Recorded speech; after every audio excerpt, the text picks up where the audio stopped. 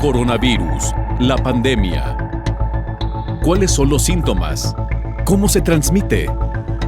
¿Qué puedo hacer para protegerme y prevenir la propagación de la enfermedad? Nuevo padecimiento que ha encendido las alarmas de los sistemas de salud. Coronavirus, la pandemia.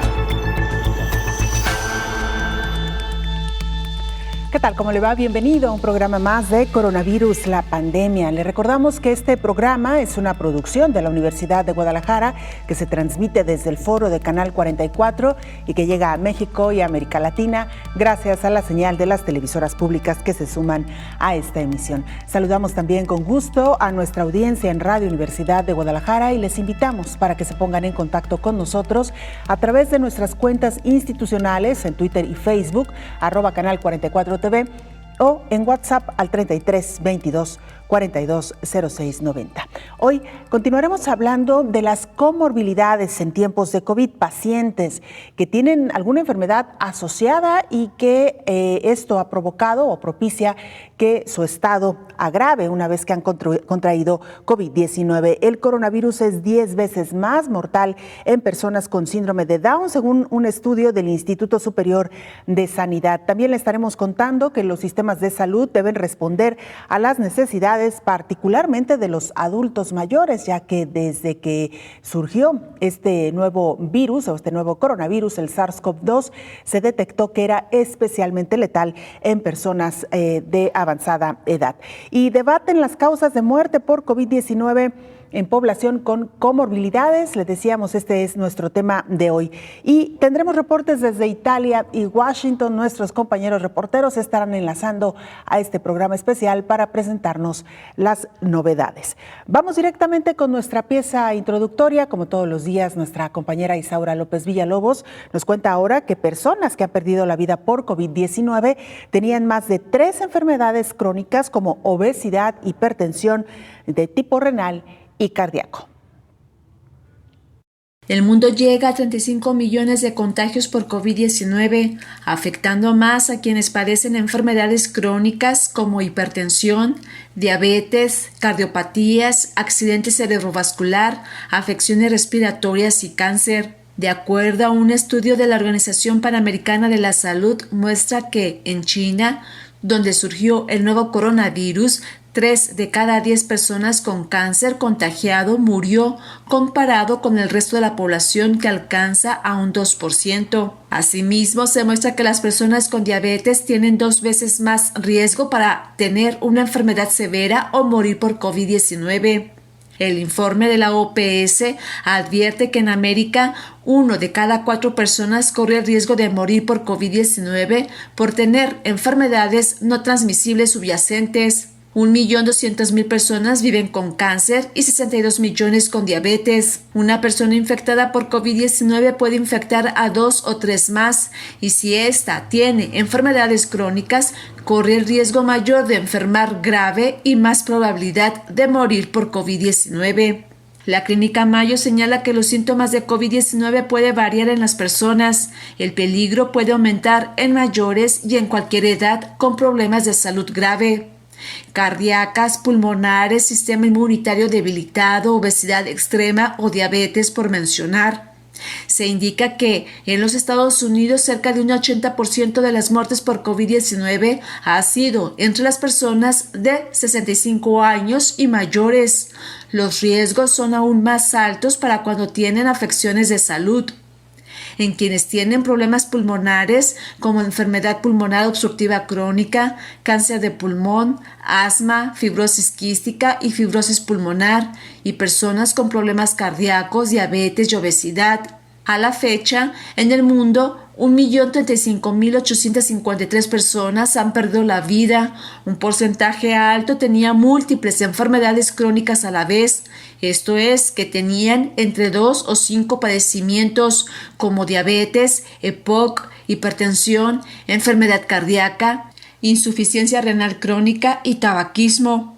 El llamado reiterado a la población mundial es prevenir COVID-19, principalmente en personas que tienen múltiples enfermedades a la vez. Informó Isaura López Villalobos. Vamos ahora al reporte diario desde la sede de la Organización Mundial de la Salud en Ginebra, Suiza. Es nuestro compañero Roberto Castañares quien nos informa. Adelante, Roberto, te escuchamos. Hola, ¿qué tal? Buenos días, Belén. Buenos días a todo el auditorio de Canal 44. Para comenzar la semana vamos a repasar cuál es la situación de la pandemia en el mundo. Vamos a detenernos en su afectación por las zonas geográficas y en qué países hay más preocupación por su evolución. Recordemos antes de nada que ya han pasado 9 meses desde que aquella extraña enfermedad que afectaba a una zona determinada, la de Wuhan, en China, comenzó a preocupar de verdad a todo el mundo. 9 meses de extensión de las infecciones por todo el mundo, de modo que en este inicio de octubre los casos confirmados de COVID-19 globales superan ya los 35 millones, mientras que las víctimas mortales han llegado al 1.035.000, según las estadísticas difundidas por la Organización Mundial de la Salud. En las últimas 3 semanas no es raro que varios días, como ocurrió ayer domingo, se reporten más de 300.000 nuevos casos en el mundo. En cambio, los decesos siguen moviéndose en el entorno de los 5.000 diarios, pese a que el sábado pasado fue el cuarto día con mayor número de muertes confirmadas desde el inicio de la pandemia, con 8.700. Por regiones, América supera ya los 17 millones de casos, el sur de Asia marca casi 7 millones y medio y Europa roza los 6.300.000. En términos de mortalidad, el primer continente, América, acumula 570.000 decesos, mientras que es Europa la que sigue por el número de víctimas mortales, con algo más de 240.000. El sur de Asia, con India como el foco regional de la pandemia, registra 120.000 fallecidos. Por el número de nuevos casos diarios, India sigue en estas fechas en primer lugar con alrededor de 75.000 por jornada. Le sigue Estados Unidos con cerca de 50.000 infecciones confirmadas cada 24 horas. Brasil se mantiene también en la senda descendente con algo más de 30.000 nuevos casos, a diferencia de Francia, Reino Unido y Argentina, que en los últimos días parece que están controlando la pandemia de alguna manera, moviéndose, eso sí, entre 12.000 y 17.000 casos. Reportó desde Europa Roberto Castañares para el programa Coronavirus, la pandemia. Y mire, para conocer la magnitud del problema que hoy estamos abordando y nos referimos a la presencia de comorbilidades en pacientes con COVID-19, la Organización Panamericana de la Salud ha publicado una herramienta para hacer un cálculo estimado de la población que tiene alguna comorbilidad. Los países de las Américas pueden hacer uso de una herramienta práctica para estimar la población con mayor riesgo y riesgo alto de enfermedad grave por COVID-19 debido a condiciones de salud subyacentes.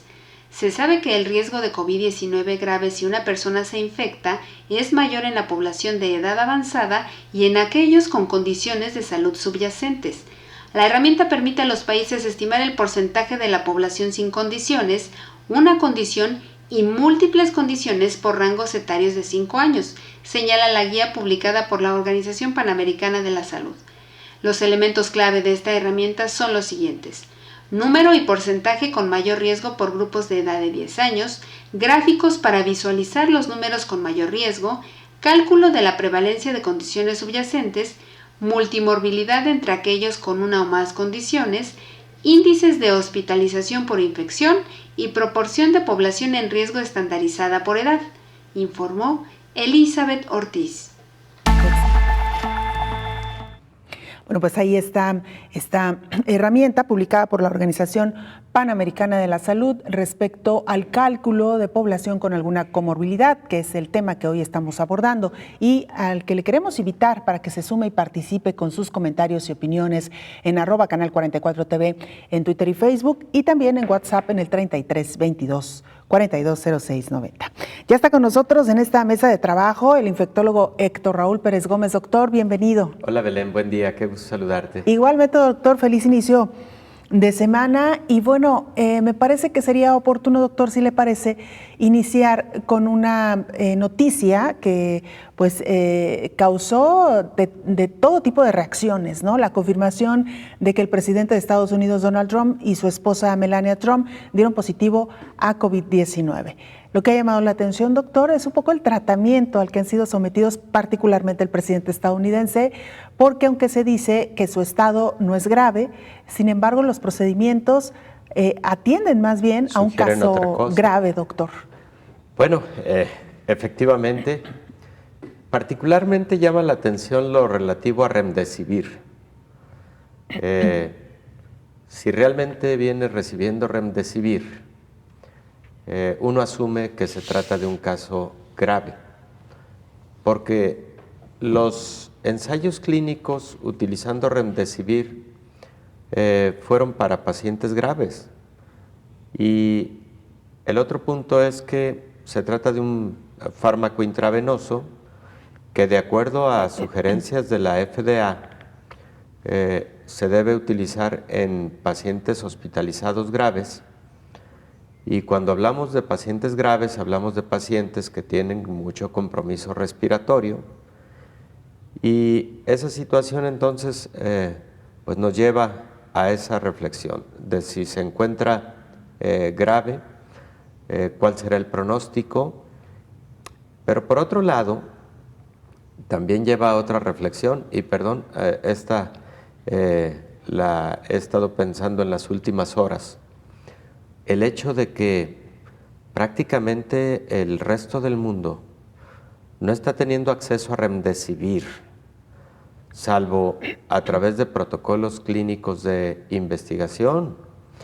Una situación que me parece lamentable porque es el único antiviral que por ahora ha mostrado mejor efectividad contra COVID-19. Y creo que siendo así, y lo habíamos platicado en la mesa desde hace un par de meses, Belén, el mundo debería estar teniendo acceso a Remdesivir. La empresa farmacéutica que lo produce debería estar produciendo a mayor escala y sobre todo las políticas públicas para la distribución y para el poder contar con el fármaco debieran estar pues a todo en el mundo entero. Entonces, eso a mí hasta me sugiere un asunto de inequidad. ¿Cuántas personas graves podrían estarse beneficiando en otras partes del mundo con Remdesivir? Bueno, dos reflexiones así para abrir boca. Claro. Ahora, doctor, haciendo, y me parece que el caso de Donald Trump, doctor, nos sirve incluso en el contexto del programa que hoy estamos abordando, las enfermedades asociadas o comorbilidades. Hay que recordar que Donald Trump es un hombre obeso, considerado para su estatura y el peso que tiene, es un hombre que está excedido de peso y que también es un hombre que entra dentro de la categoría de las personas con mayor riesgo, más de 70 años, doctor. Efectivamente, es dos factores de riesgo. No sabemos si hay otras comorbilidades. Frecuentemente, con respecto a los mandatarios, se guardan esas situaciones con mucho celo, algo en lo que tampoco estoy totalmente de acuerdo. Por supuesto que debe ser un asunto personal el que se dé a conocer el estado de salud general de un mandatario, porque un mandatario ya de alguna manera representa una nación y por lo tanto es importante que la nación en ese sentido esté enterada del estado de salud de su líder. Pero bueno, al respecto hay muchas, ha habido muchas polémicas a lo largo de los años. Hay un libro muy interesante, Belén, que escribe David Owen, que se llama En el poder y en la enfermedad. Y el primer capítulo es esa discusión de si un líder debe dar a conocer a sus gobernados su estado de salud y dar a conocer públicamente en todo momento la evolución de su estado de salud. Pero bueno, aquí por lo menos a la vista salta efectivamente la edad, la obesidad como dos factores de riesgo en COVID-19 para el caso del presidente Donald Trump. Doctor, vamos a hacer una pausa, pero cuando regresemos me parece que también es oportuno retomar un poco el tema de estos medicamentos, Remdesivir y la dexametasona, medicamentos que no fueron creados para COVID-19, medicamentos que ya existían y que están siendo utilizados como terapéutica de COVID-19. Con esto, doctor, regresamos después de la pausa. Usted no se vaya, volvemos con más.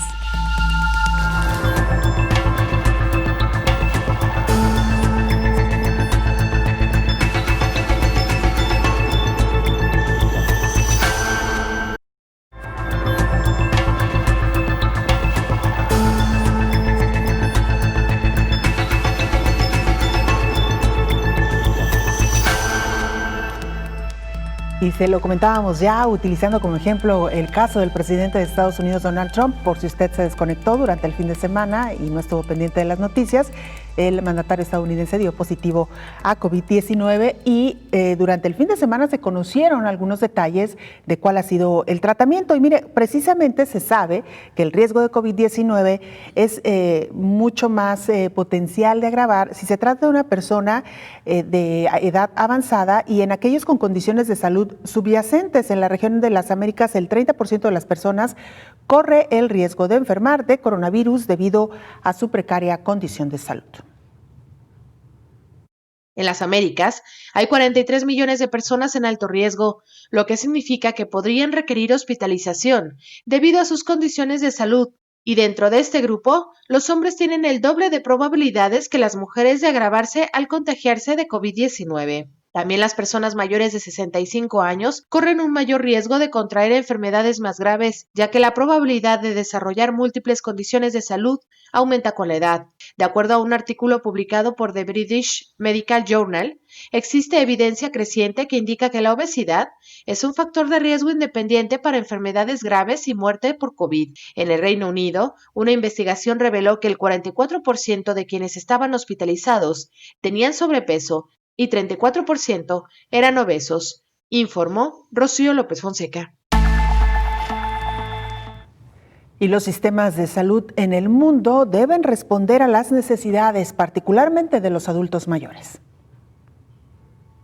Los sistemas de salud en las Américas no están respondiendo adecuadamente a las necesidades de los adultos mayores y deben adaptarse a la luz de la pandemia de la COVID-19, señalaron expertos de la Organización Panamericana de la Salud.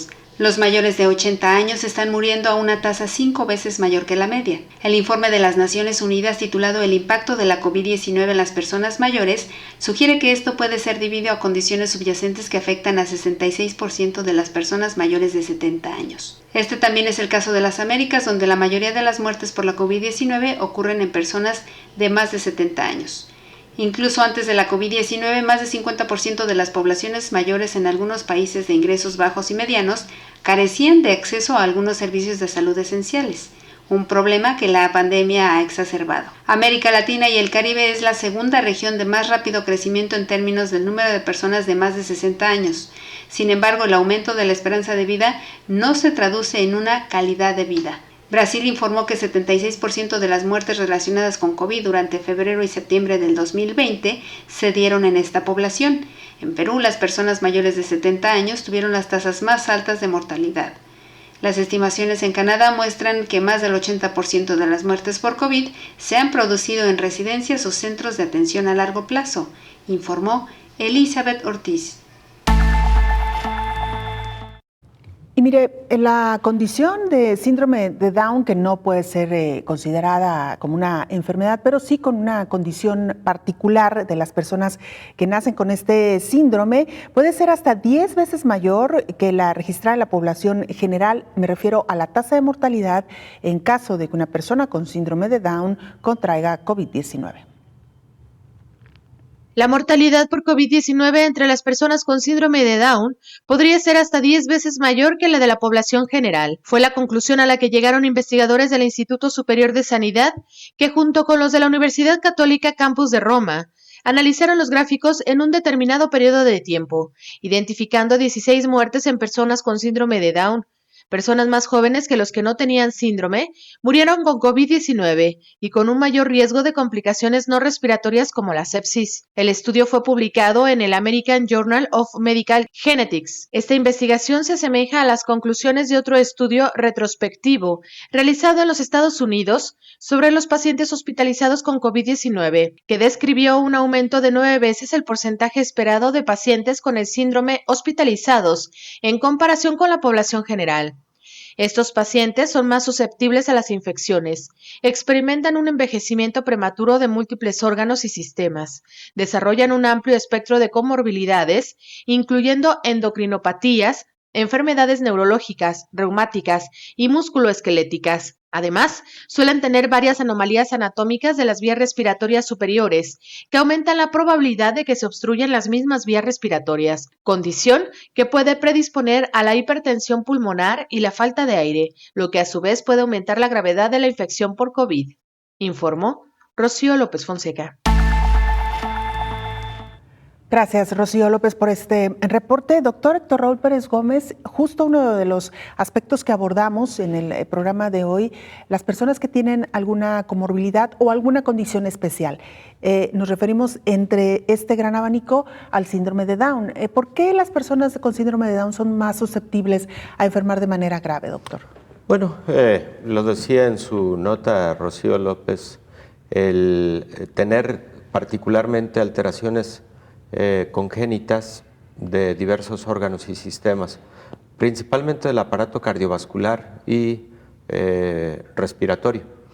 Los niños con síndrome de Down tienen algunas cardiopatías congénitas, tienen algunas malformaciones congénitas cardiológicas y de los grandes vasos sanguíneos. Eso los hace 10 veces más susceptibles a gravedad por COVID-19 que el resto de los niños o jóvenes de su misma edad. Recordemos que los jóvenes o niños con síndrome de Down tienen una sobrevida que incluso puede alcanzar hasta la tercera década de la vida, por ejemplo, ¿no?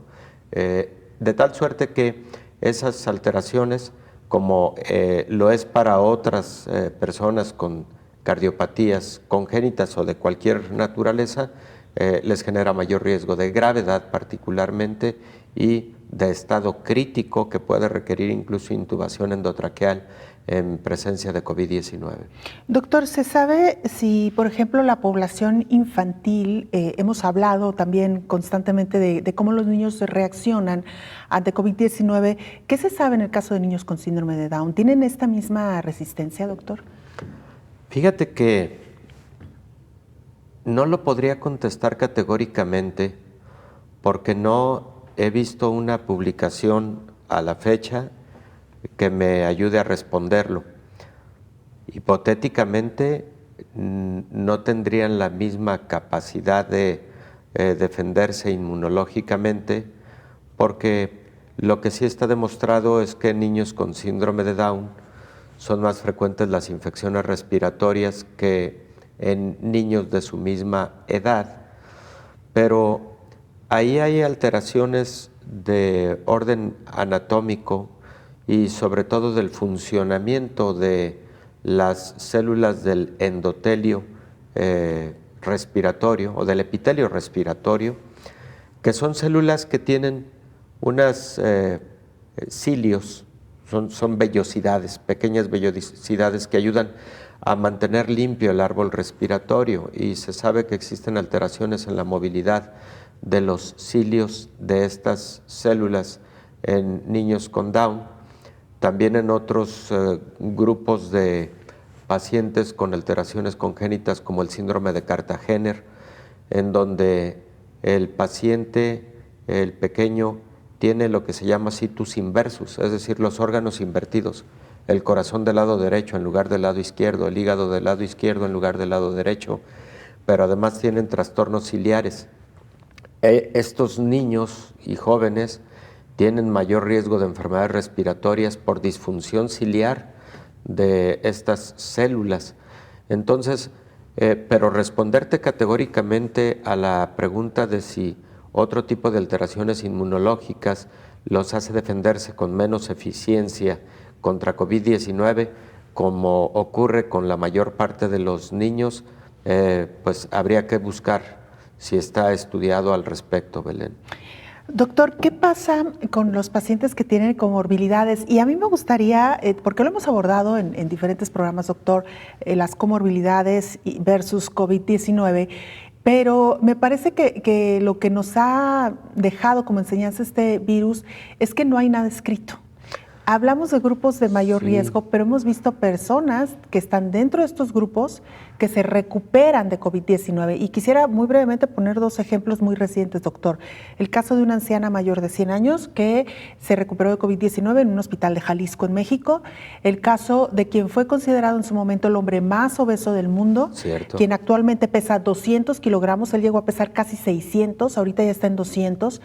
Y también con comorbilidades como diabetes, como hipertensión, propios de su condición obesa, y que sin embargo se ha recuperado también de COVID-19, doctor. Sí, Belén. Y es que aquí intervienen varios factores. El factor comorbilidad es importante, el factor edad lo es de igual manera, el factor inmunidad. Pero también hay otro factor del que en ocasiones hemos hablado poco, aunque la semana pasada hicimos alusión ahí a una editorial publicada por el New England Journal of Medicine en septiembre, a mediados de septiembre, en donde se habla de el inóculo viral, la cantidad de virus. Algunas personas le llaman carga viral, en realidad eso no es carga viral, sino inóculo viral, cantidad de virus que una persona recibe en el evento en que se infecta. No es lo mismo un importante inóculo que un inóculo menor. Esto está estudiándose en la actualidad, pero por ejemplo en esta editorial se habla de que las personas que portaron cubrebocas y que se infectaron con COVID-19 o con SARS-CoV-2, para decirlo correctamente, probablemente se infectaron con una menor cantidad de virus y por lo tanto hicieron una enfermedad menos grave. Podría esto también estar contribuyendo a lo que estamos platicando aquí, que no solamente la comorbilidad, sino también el propio inóculo viral que el paciente recibe durante el evento infeccioso, ¿no? Infectante. Esto nos haría pensar, doctor, que no hay una regla definitiva en torno a COVID, es decir, no necesariamente todas aquellas personas que tienen una comorbilidad o que pertenecen al grupo de personas adultas mayores van a enfermar de manera grave o incluso morir. Sin embargo, lamentable y tristemente, la estadística sí es mayor en estos grupos, doctor. Efectivamente, y así como tú lo dices, no está completamente escrito y en particular no hay una sola persona que se pueda preciar de ser absolutamente inmune a una infección por SARS-CoV-2. Y cuando me refiero a esto me refiero a personas que no han tenido infección por COVID-19, porque volvemos al tema de los jóvenes que escuchan que tienen menor riesgo de enfermar gravemente por COVID o de infectarse por COVID-19. Ha habido muchos jóvenes que han lamentablemente perdido la vida por COVID-19 y a veces jóvenes en buenas condiciones de salud.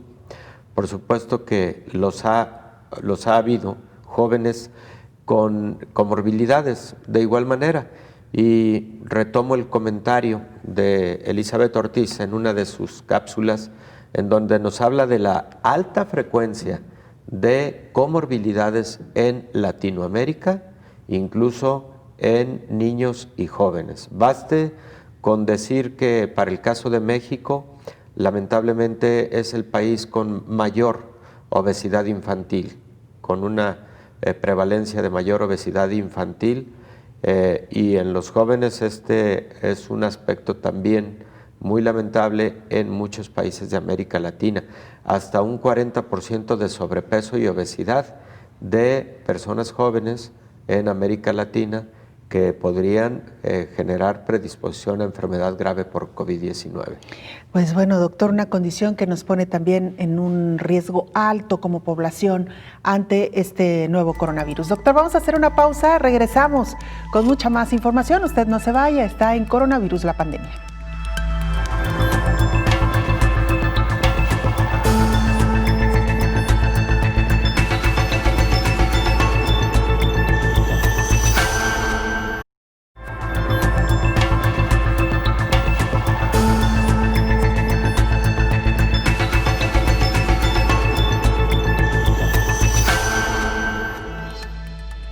Y en medio de estos múltiples casos que se han dado a lo largo de la existencia de COVID-19, todavía se debaten las causas de muerte por esta enfermedad, particularmente en población con comorbilidades.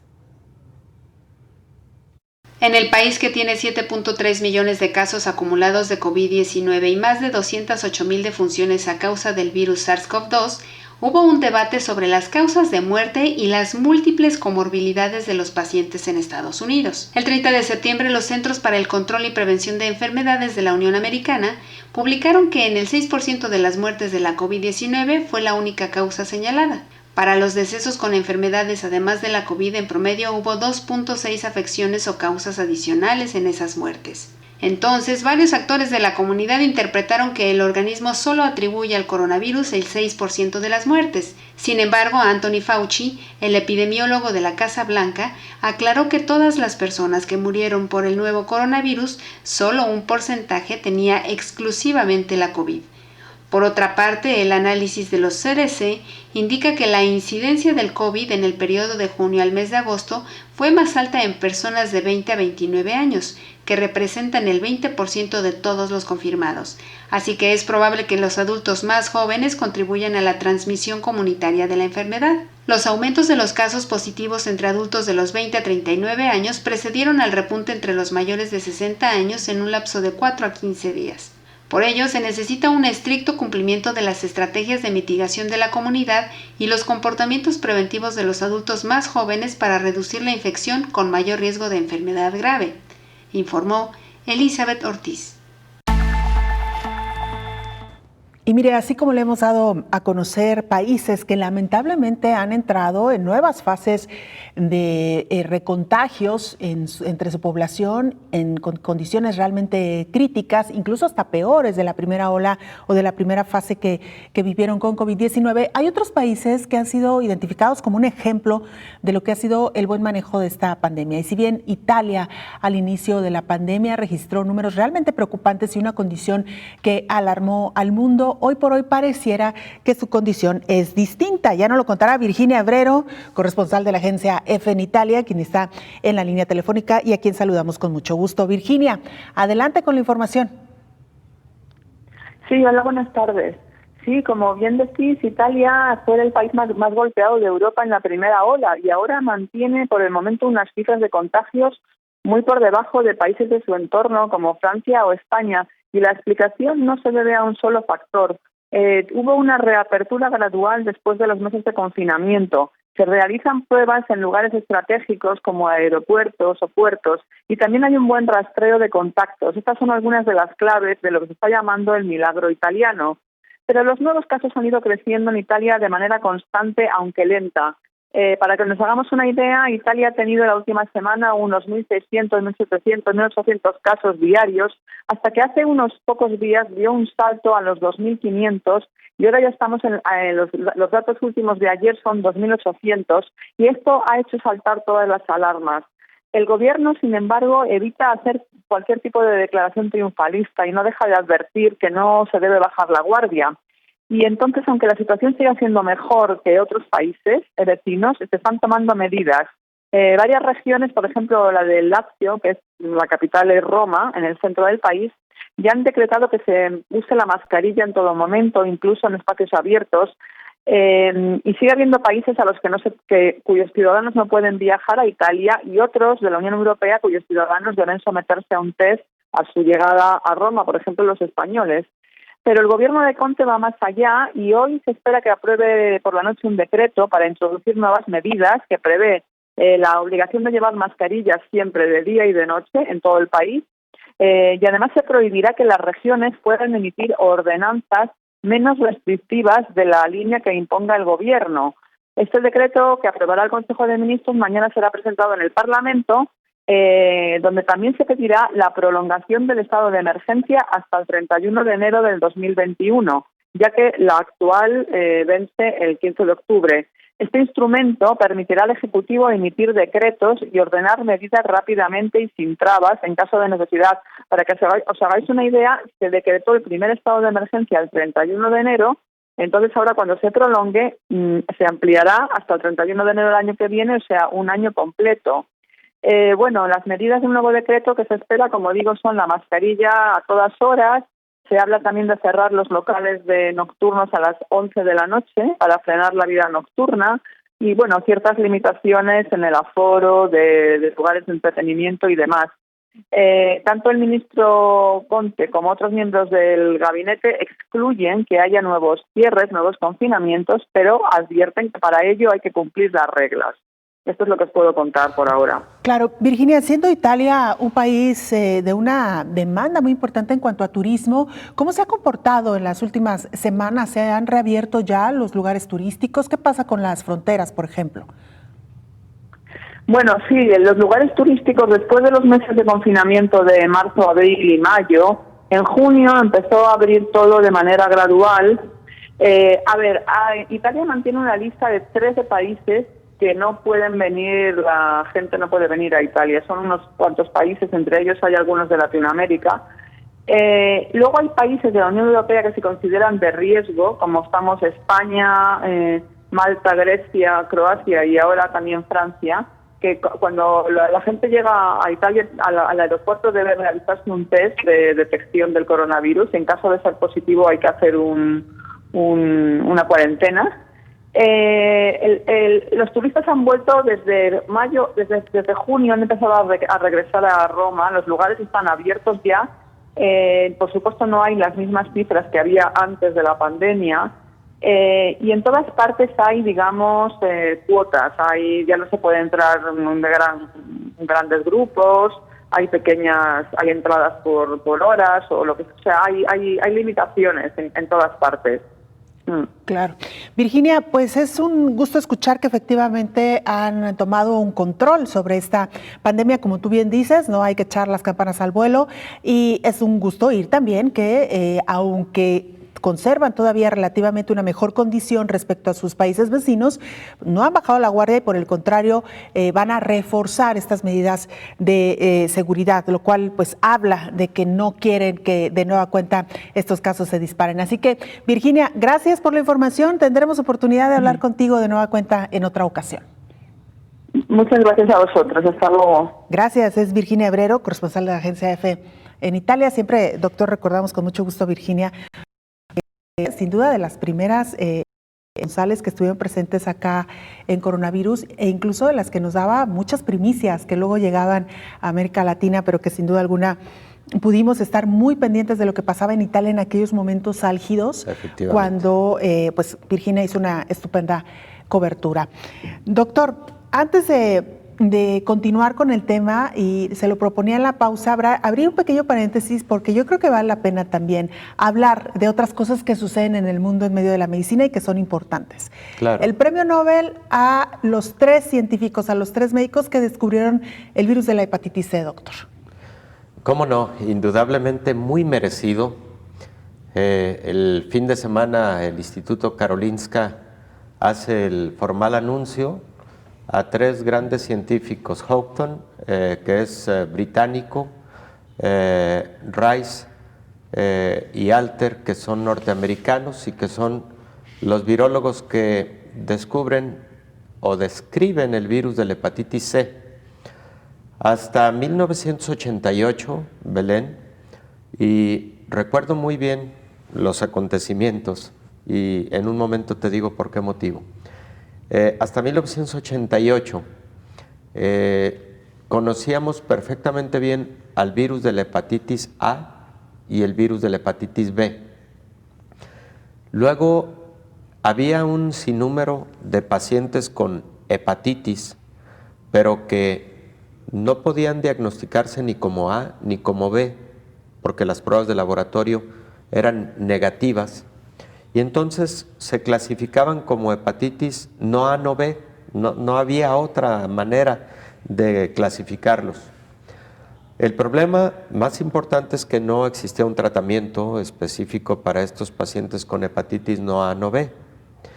Llega el año de 1989 y Houghton hace la descripción del genoma de un nuevo virus que causa hepatitis no A, no B, transmitido por lo que conocemos como vía parenteral, es decir, por la vía de las transfusiones sanguíneas o la vía de contaminación de agujas, por ejemplo, en usuarios de drogas intravenosas, o transmisión por vía transplacentaria o transmisión por la vía sexual. Ellos le llaman virus de la hepatitis C. Ahí nace precisamente en 1989. Y a partir de entonces empiezan a estudiarse fármacos que pudieran ser de utilidad contra el virus de la hepatitis C hasta llegar al momento actual.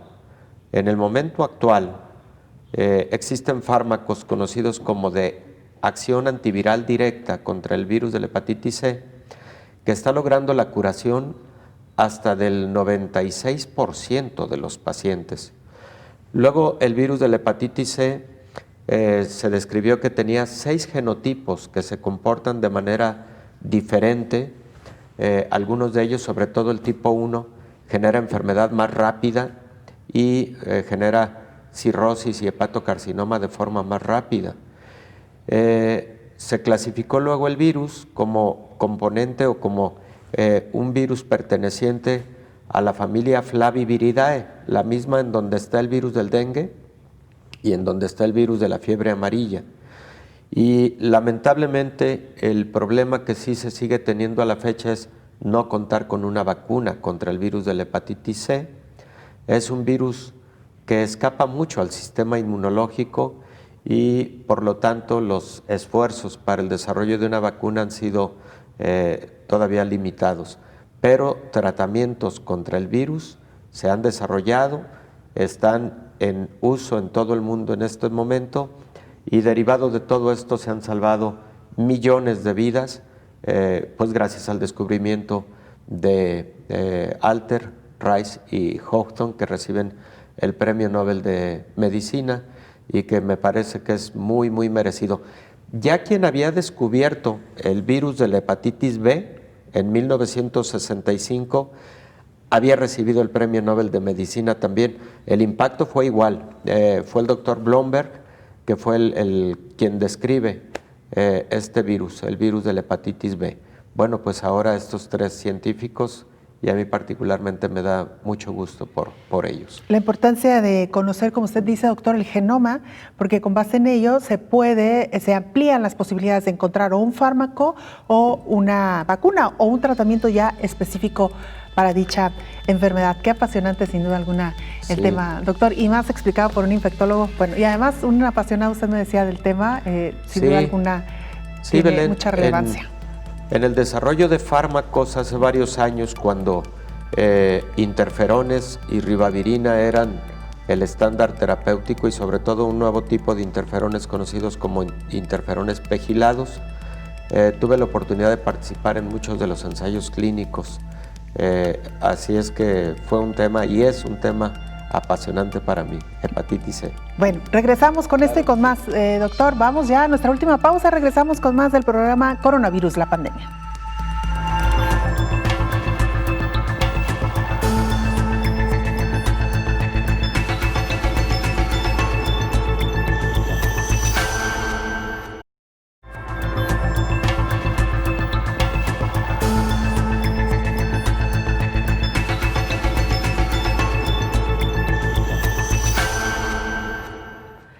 Se lo anunciábamos ya al inicio de este programa. El reporte hoy viene desde Washington y nos lo presenta nuestro compañero Jairo Mejía. Él es corresponsal de la agencia EFE en Washington y además colaborador de este espacio. Jairo, escuchamos tu información. Adelante. Buenos días, compañeros de Canal 44. Hoy es el cuarto día en el que Trump está hospitalizado en el hospital militar de Walter Reed en Bethesda, Maryland, a las afueras de Washington. Este fin de semana hemos estado muy atareados porque las informaciones al principio fueron confusas y contradictorias por parte de la Casa Blanca. Trump ha tenido, nos han dicho, 2 episodios de caída de la concentración de oxígeno en sangre, lo cual en uno de los casos al menos ha requerido la administración de oxígeno. El presidente, en un intento de aparentar fuerza y salud, salió a las afueras del hospital ayer por la tarde a saludar a sus simpatizantes y publicó 2 vídeos en los que se le ve trabajando, se le ve de buena cara, pese a lo cual hemos conocido que está siendo tratado con un antiviral, el Remdesivir, y con esteroides que normalmente se reservan para casos graves de coronavirus. Por lo tanto, las dudas persisten, y hoy nos han dicho su jefe de gabinete que podría volver a la Casa Blanca, donde seguiría el tratamiento, porque le ven que está evolucionando positivamente y por lo tanto podría volver a su lugar de trabajo, a la Casa Blanca. Claro. Jairo, sin duda alguna, esto también tiene implicaciones, la salud del mandatario tiene implicaciones justo en el momento político que vive Estados Unidos y nos referimos a las próximas elecciones. ¿Se ha hablado sobre esto? ¿Se sabe algo? ¿Si el presidente podrá retomar su campaña? ¿Si estará en condiciones para un nuevo debate? Pues, como dices, es un momento muy delicado porque estamos a menos de un mes de las elecciones generales del 3 de noviembre. Todavía quedan 2 debates presidenciales. Joe Biden, su rival demócrata, ha dicho que él está dispuesto a mantener esos debates de manera virtual porque ahora mismo Trump, pese a que le den el alta y vaya a la Casa Blanca, tiene que quedarse de cuarentena durante al menos 14 días. Por lo tanto, le va a ser imposible hacer campaña en los estados clave donde estaba ya intentando empujar el voto a su favor, al voto republicano. Y bueno, nos han dicho también asesores de la Casa Blanca que no hay ningún plan para delegar el poder en el vicepresidente Mike Pence, que también tiene un debate esta semana. La campaña sigue como hasta ahora, será en modo virtual y veremos hasta qué punto esta convalecencia afecta las posibilidades de Trump de ganar las elecciones, ya que está por detrás de Joe Biden en las encuestas.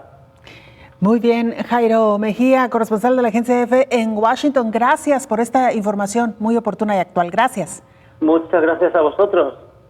Hasta pronto, Jairo Mejía, corresponsal de la agencia EFE en Washington. Y mire, la inmunidad de rebaño para COVID-19 no es una estrategia, es una tragedia, así lo afirma el subdirector de la Organización Panamericana de la Salud.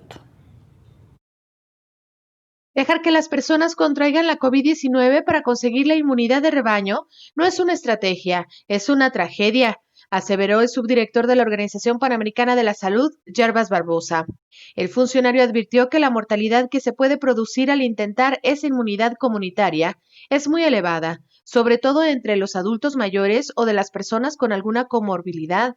El experto en salud pública explicó que el concepto de inmunidad de rebaño se utiliza para las vacunas y citó el caso del sarampión, enfermedad que no requiere el 100% de cobertura con la vacuna para proteger a toda la comunidad, ya que vacunando a un 95% de los niños, el otro 5% queda protegido. El doctor Barbosa agregó que este precepto varía para cada enfermedad y que en el caso de la COVID-19 aún no se sabe con exactitud qué proporción de personas infectadas debe haber para que la transmisión deje de ocurrir.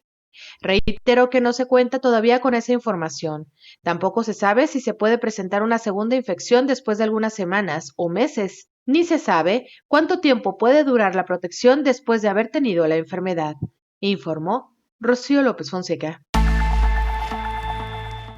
Gracias, Rocío, por este informe. Doctor Héctor Raúl Pérez Gómez, casi para concluir, entrar a la etapa de conclusiones y retomando el caso de Donald Trump, que nuestro compañero en Washington nos lo ha puesto ya de una manera mucho más clara, ¿qué tan conveniente es utilizar como preventivos, se me acaba de ir el término, pero un poco sería esto, los medicamentos como Remdesivir y Dexametasona en pacientes, por ejemplo, que tienen alguna comorbilidad o algún riesgo, doctor, de enfermar de manera grave, como es el caso del presidente? No. Las guías internacionales, prácticamente todas, con respecto a COVID-19, hablan de que el uso de corticosteroides como dexametasona es para pacientes graves, pacientes en quienes está ocurriendo un descenso progresivo de la concentración de oxígeno, preferentemente medida a través de sangre arterial, a pesar de estar utilizando puntas nasales o a pesar de estar utilizando oxígeno suplementario, no para los pacientes leves o con enfermedad moderada, sino para pacientes con enfermedad grave. Porque el uso de corticosteroides, por ejemplo dexametasona, a 6 miligramos diarios, que es una dosis estándar, utilizada en pacientes no graves, por otro lado, tiene efectos secundarios o puede tenerlos, como son infecciones agregadas, bacterianas, por ejemplo, como uno de los efectos adversos, o descompensación metabólica de la diabetes o de la presión arterial. Entonces, la propia Organización Mundial de la Salud, los Centros para Control de Enfermedades en sus guías han sido categóricos en que el uso de dexametasona es para pacientes graves de COVID-19. El hecho de que le hayan suministrado este medicamento al presidente de Estados Unidos, ¿qué sugiere entonces, doctor? Porque por un lado están utilizando este medicamento según sus médicos y por el otro pues ha salido relativamente rápido del hospital. Pues estaría sugiriendo que la enfermedad es grave, o sea, atendiendo a las guías de manejo clínico tendría que ser bajo esas circunstancias de gravedad. Y en situación de gravedad pues sí parecería como inconveniente el que estuviera saliendo de su sala de hospitalización. Seguramente debería estar recibiendo oxígeno suplementario, por lo menos a través de puntas nasales o a través de una mascarilla reservorio.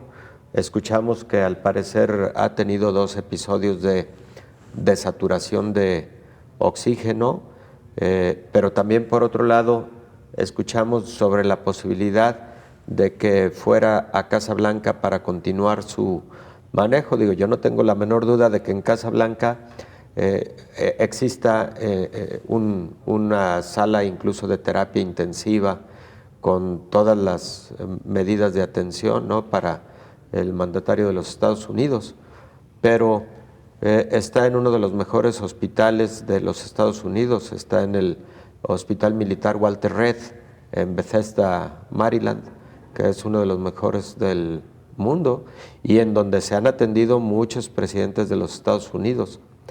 Me parece que si se está pensando en que se vaya a la Casa Blanca, pues no será hoy o mañana, si atendemos a lo que se ha escuchado de que ha descendido su concentración de oxígeno en momentos, sino hasta que se encuentre realmente estable. Mi impresión es que no sería este el momento ideal. Claro. Ahora, doctor, habrá que ver qué ocurre en los próximos días, porque no solamente hemos hablado incansablemente de que esta enfermedad tiene un periodo de aproximadamente 14 días de sintomatología y de presencia del virus. Además, hemos dicho que la mayoría de los pacientes de COVID-19 quedan con alguna secuela que tarda meses en recuperarse o incluso podría quedar una secuela de por vida, doctor.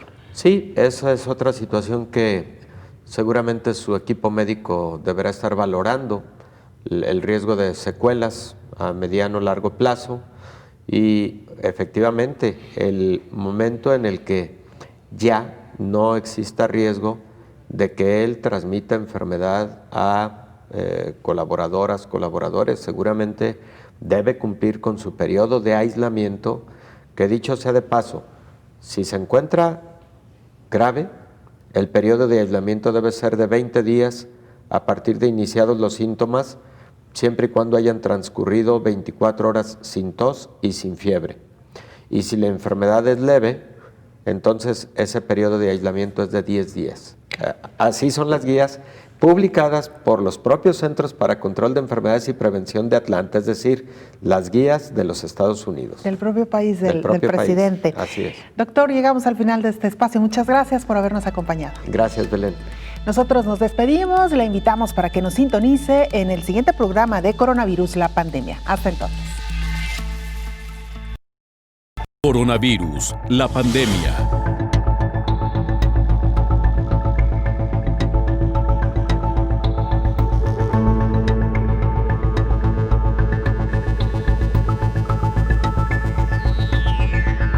Coronavirus, la pandemia.